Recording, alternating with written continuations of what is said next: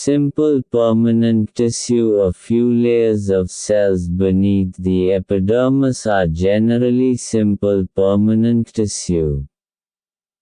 Parenchyma is the most common simple permanent tissue.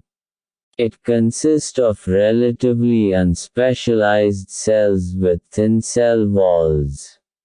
They are living cells. They are usually loosely arranged, thus large spaces between cells, intercellular spaces, are found in this tissue. This tissue generally stores food. In some situations, it contains chlorophyll and performs photosynthesis, and then it is called chlorenchyma. In aquatic plants, large air cavities are present in parenchyma to help them float. Such a parenchyma type is called aerenchyma. The flexibility in plants is due to another permanent tissue, collenchyma.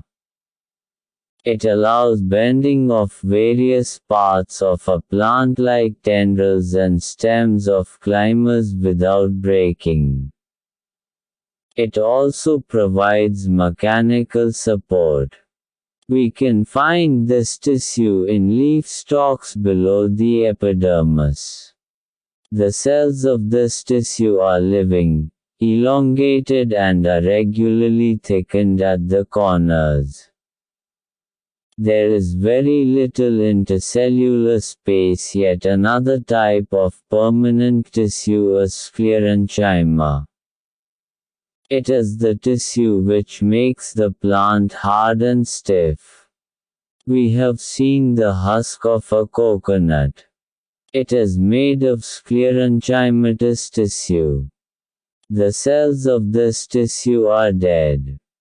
They are long and narrow as the walls are thickened due to lignin. Often these walls are so thick that there is no internal space inside the cell.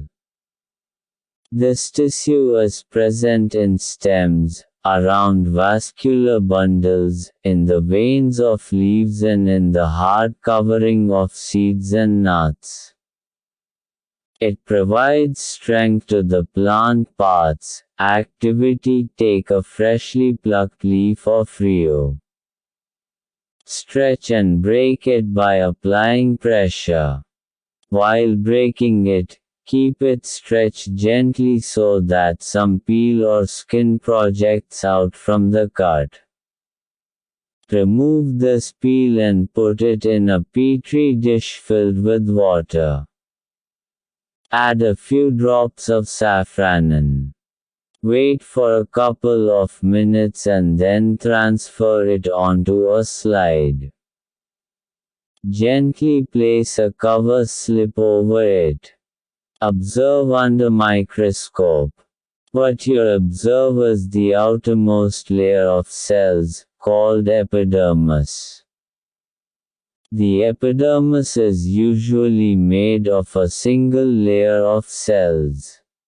In some plants living in very dry habitats, the epidermis may be thicker since protection against water loss is critical.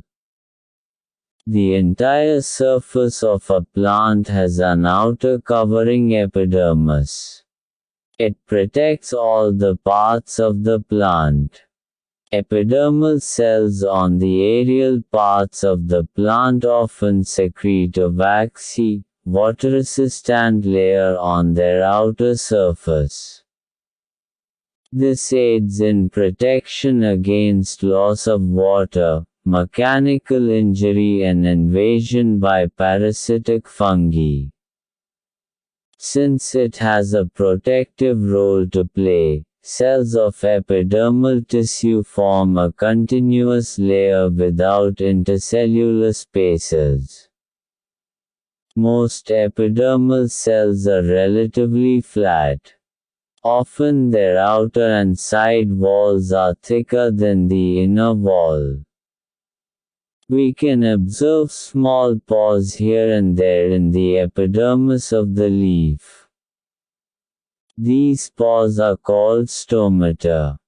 Stomata are enclosed by two kidney-shaped cells called guard cells. They are necessary for exchanging gases with the atmosphere. Transpiration, loss of water in the form of water vapor, also takes place through stomata. Epidermal cells of the roots, whose function as water absorption, commonly bear long hair-like paths that greatly increase the total absorptive surface area. In some plants like desert plants, epidermis has a thick waxy coating of cutin, chemical substance with waterproof quality, on its outer surface.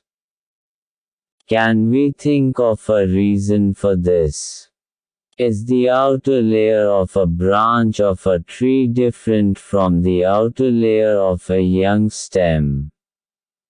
As plants grow older, the outer protective tissue undergoes certain changes.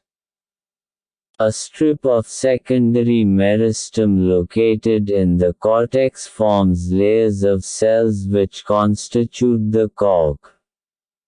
Cells of cork are dead and compactly arranged without intercellular spaces. They also have a substance called suberin in their walls that makes them impervious to gases and water.